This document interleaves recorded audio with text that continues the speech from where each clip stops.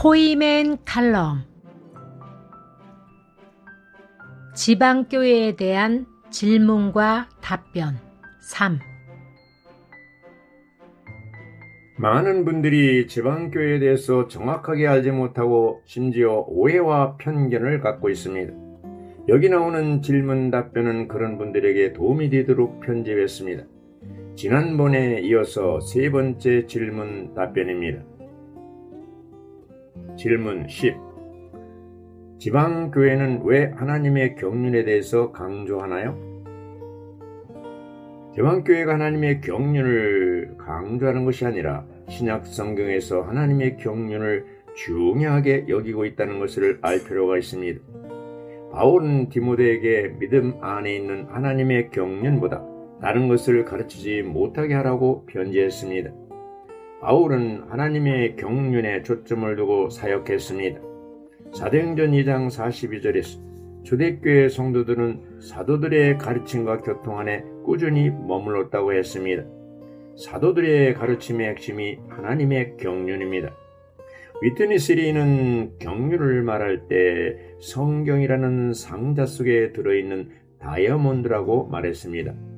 신약 전체에 나오는 하나님의 경륜은 헬라어로 오이코노미아인데 이 단어를 번역한 것이 경륜입니다. 오이코노미아는 집을 의미하는 오이코스와 법을 의미하는 노모스의 복합어입니다. 그러므로 경륜은 가정관리, 가정행정, 가정경영, 가정분배를 뜻합니다. 초대교회 당시의 원래의 사용법은 부유한 집안에서 가족 구성원에게 음식과 필요한 것들을 분배하기 위해 만든 계획을 의미했습니다. 이것을 바울은 하나님의 대가족에게 양식을 공급한다는 뜻으로 경륜을 사용한 것입니다. 하나님의 경륜의 목적은 현 시대에서는 그리스도의 몸을 건축하는 것이고 궁극적으로는 새 예루살렘을 완결하는 것입니다. 질문 11. 지방교회는 타 교회 혹은 교단에 대해서 어떻게 생각하나요? 다른 교단이나 교회에 대해서 비판하는 것은 주님이 허락하지 않으셨습니다. 주님 외에 누가 다른 교회에 대해서 비판할 자격이 있겠습니까? 우리는 다음은 계시록 2장 3장에서 아시아 7교회에 보낸 주님의 서신을 통하여 어느 노선을 택할 것인가를 고려해 보아야 할 것입니다. 7교회 중 3교회는 이미 지나갔습니다. 3교회는 에베소, 서모나, 버가모 교회입니다. 그러나 4교회는 주님이 오실 때까지 계속될 것입니다. 4교회는 두아디라, 사데, 빌라델비아, 라오디게아입니다. 그러므로 우리는 현 시대의 4교회의 노선 중 어느 노선에 속해야 되는지를 선택할 필요가 있습니다. 첫째, 두아디라 교회입니다. 두아디라는 변절한 교회를 말하는데 6세기 말부터 주님이 다시 오실 때까지 계속되는 로마 천주교회를 말합니다. 두아디라는 향기로운 제물이라는 뜻으로 제사, 미사와 우상으로 가득합니다. 이세벨의 가르침, 귀신적인 가르침을 따르고 있습니다. 주님의 말씀보다 교황의 말이 우선합니다. 천주교인들은 교황청에서 정한 무수한 성인들을 섬기고 있습니다. 둘째, 사대교회는 종교개혁의 교회를 말합니다. 사대의 의미는 회복 또는 남은 수입니다. 16세기 초 종교개혁 때부터 그리스도께서 두 번째 오실 때까지 개신교회를 말합니다. 그 당시 루터는 교황이 머리가 아니고 그리스도가 머리임을 선포하고 그리스도를 믿음으로 의롭게 된다는 말씀을 선포했습니다. 개신교회의 특징은 끊임없이 분열하는 것입니다. 사대는 명목상으로는 살아있으나 실제로는 죽어 있습니다. 종교개혁으로 시작한 것들 중 완성된 것이 하나도 없습니다. 셋째, 빌라델비아 교회는 19세기 초 이후부터 그리스도가 다시 오실 때까지 계속되는 형제사랑의 교회를 말합니다. 1826년 영국에서 시작된 형제회는 성직자 계급 제도를 끝내고 중간 계급을 없애고 형제들이 서로 사랑하는 교회로 전환했습니다. 빌라델피아 교회는 초대교회의 상태로 전환한 교회라고 할 수 있습니다. 그들은 모두가 세상적인 계급을 버리고 단순히 그리스도의 제자가 되어 서로 형제가 되었습니다. 그러나 오래가지 못했습니다. 넷째, 라오디게아 교회는 19세기 말부터 주님이 다시 오실 때까지 계속됩니다. 라오디게아 교회는 빌라델피아 교회가 타락된 교회입니다. 라오디게아 교회의 특징은 차지도 덥지도 않은 미지근한 것입니다. 타락하여 형제 사랑이 군중의 의견으로 변했습니다. 계시록 3장 20절에는 그리스도가 교회 밖에 서시어 문을 두드리고 계시는 것을 볼 수 있습니다.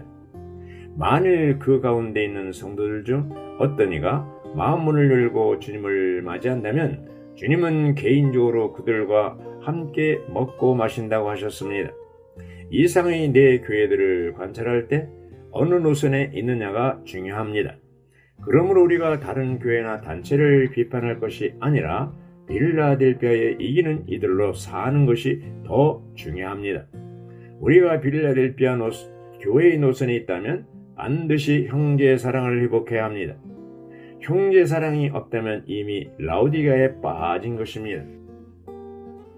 질문 12. 지방교회는 새 예루살렘에 대해서 어떻게 생각하나요? 이 질문은 대부분의 기독교인들이 새 예루살렘에 대해서 물질적인 성으로 알고 있기 때문에 하는 질문인 것 같습니다. 한마디로 말해서 새 예루살렘은 물질적인 성이 아닙니다. 믿는 이들이 죽어서 가는 천국도 아닙니다. 계시록 21장 2절은 새 예루살렘이 남편을 위해 단장한 신부처럼 예비되었다고 말하며 9절에서는 어린 양의 아내라고 말합니다. 아내는 하나의 인격을 말합니다. 새 예루살렘은 예창조의 모든 시대로부터 산출된 하나님의 새 창조 역사의 최종 완성이 될 것입니다. 하나님은 구약시대와 신약시대 성도들 가운데 성숙한 사람들을 산출하기 원하셨지만 그러나 이들 가운데 많은 사람들이 충분히 자라지 못하였고 성숙하지 못하였습니다. 성도들이 성숙하지 못했기 때문에 하나님은 그들을 성숙하도록 기다리고 계십니다. 현 시대에 성숙하려면 대가를 지불할 것이 요구됩니다. 그러나 오늘날 지불하는 대가는 다가오는 시대에 지불해야 할 대가와 비교해 볼 때 아주 적은 것입니다. 그러므로 우리는 이 시대에 성숙하도록 추구해야 합니다. 만약 우리가 이 시대에 성숙하지 않는다면 오는 시대 1000년 동안 어떤 다루심과 징벌을 통하여 성숙하게 될 것입니다. 주 예수님은 다시 오실 때 먼저 성숙한 사람들을 대환란 전에 휴거시킬 것입니다. 그들은 대환란을 통과하지 않을 것입니다. 그러나 대다수 성도들은 마지막 나팔을 불 때 휴거될 것입니다. 마지막 나팔은 대환난의 끝이 될 것입니다. 이것은 대다수의 살아있는 믿는 이들이 대환난을 통과할 것이라는 강한 증거입니다. 하나님은 왕국시대의 성도들을 성숙시키기 위해 징계를 사용할 것입니다.